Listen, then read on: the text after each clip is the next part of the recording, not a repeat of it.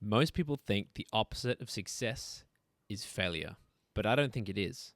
I think the opposite of success is drift.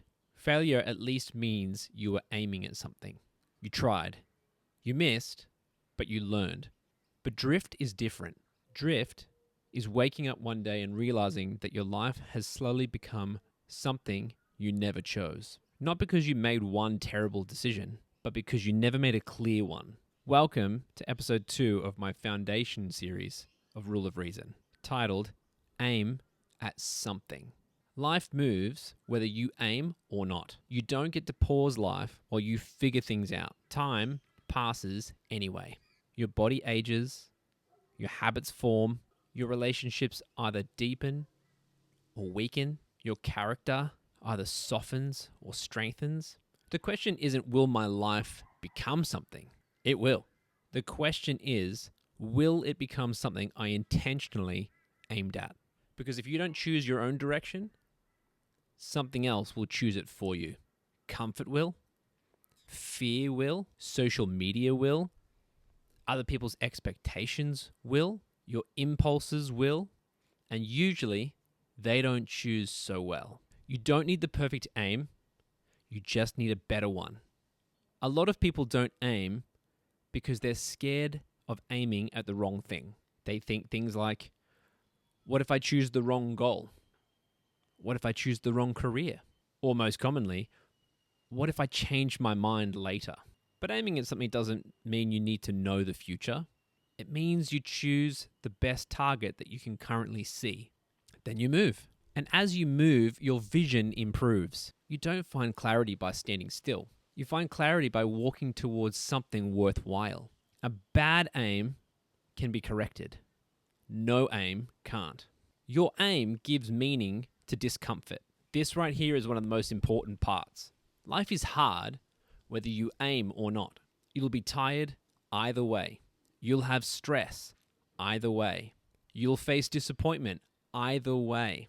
There's a big difference between suffering for nothing or struggling towards something. Training is painful, but if you're aiming at fitness, the pain is worthwhile. Studying is difficult, but if you're aiming at competence, the effort is worthwhile. I can tell you from my lived experience that parenting is exhausting, but if you're aiming at raising strong and secure children, the sacrifice is worth it. Hard work without aim feels like punishment. Hard work with aim feels like purpose. The next point is that aim reveals what you need to sacrifice. And this is where life gets confronting, because the moment that you choose to aim at something, you also discover what has to go. For example, if your aim is at health, then you may have to sacrifice comfort eating. If you aim at financial stability, you may have to sacrifice impulse spending. If you aim at a strong marriage, then you may have to sacrifice your pride. If you aim at becoming someone that your children respect, you may have to sacrifice laziness, selfishness, and short-term pleasure. And that is why so many people avoid aiming. Because once you define the target, you can no longer pretend that your current habits are harmless. Your aim judges your actions. But don't confuse me. It's not in a cruel way. It's in a clarifying way. It asks, is this helping you become the person you say you want to be? Now, how do we do that? Point number 5, aim small enough to act, but high enough to matter. That right there is the balance. If your aim is too vague, you won't act. I want to be successful. I want to be happier. I want a better life. That all sounds nice, but it doesn't actually tell you what to do tomorrow morning. But conversely, if you aim too small, it won't inspire you. So you need both, a high aim and a small next step. Your high aim says, I want to become a person my family can rely on. The small step says, I'm going to try and stop snapping at my kids when I feel tired. A high aim might say, I want to be healthier. The small next step might say, I'm going to try and walk 20 minutes every day.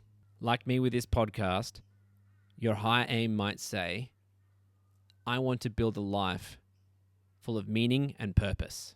Your small step might be, I'm going to work on that meaning and purpose for 30 minutes every day before I start scrolling. The big aim gives your life direction. The small step gives your day structure. You become what you repeatedly aim at. And this is why aim matters so much, because your attention shapes you. If you constantly aim at pleasure, you'll become impulsive. If you constantly aim at approval, you'll become insecure. If you constantly aim at comfort, you'll become fragile. If you constantly aim at resentment, you become bitter. But if you aim at responsibility, you become dependable. If you aim at truth, you become honest. If you aim at service, you become useful. If you aim at courage, you become stronger. You don't just achieve your aims. Your aims form you. Now, point number 7 is important. The target that you choose should make you better, not just richer or more famous. Not every aim is equal. Some people aim at money and become empty. Some people aim at fame and become addicted to attention. Some people aim at winning their arguments and in turn lose all their relationships. So the question isn't only, what do I want? The better question is, what kind of person will I become if I pursue this? And that's the test. A good aim should make you more mature, more disciplined, more generous, more truthful, more capable, and more useful to the people around you. The right aim doesn't just improve your circumstances. It improves you. I think this is especially important in the modern world because we're constantly surrounded by distraction. There's probably never been an easier time in history to drift.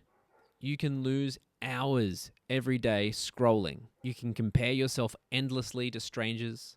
You can numb yourself with entertainment. You can avoid responsibility, but yet still feel busy.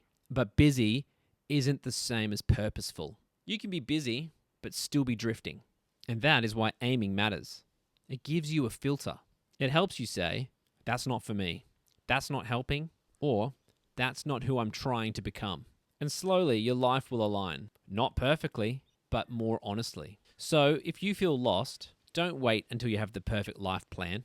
Pick something worth aiming at. Something good, something honest, something that would make you better if you pursued it. Then take one small step toward it today. Clean your room. Make that phone call. Apologize. Go for a walk. Start that project. Tell the truth. Put your phone down. Do that thing you already know you should be doing. Because trust me, your life is going somewhere. The only question is whether you're the one aiming it. You don't need to have your whole life figured out, but you do need a target. Because if you aim at nothing, don't be surprised if you end up somewhere that you never intended to go.